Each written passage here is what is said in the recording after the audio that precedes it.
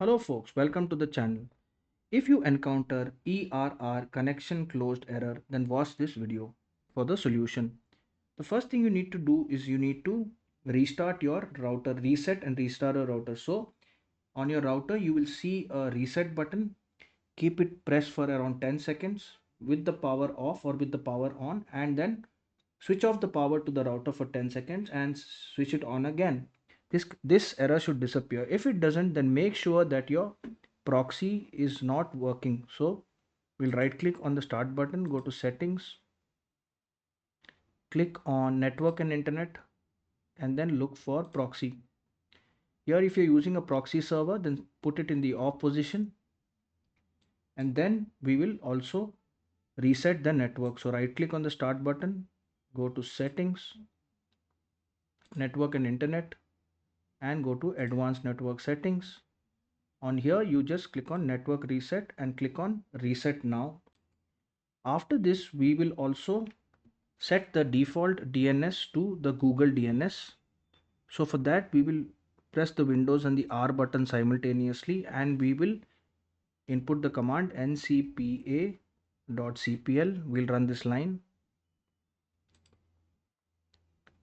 click on enter, and here we will right click on the active network, click on properties, and then we will click on internet protocol version 4, double click, and then we will go down here and click on use the following DNS server address. In that, the preferred DNS server will be 8.8.8.8, and the alternate DNS server will be 8.8.4.4. This is the Google DNS, and then click on OK and OK.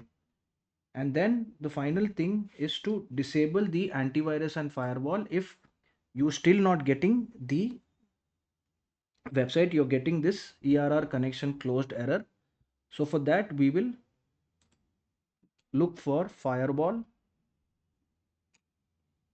Windows Defender firewall, and we will go to turn off, and we'll turn off the firewall in the private and turn off the firewall in the public.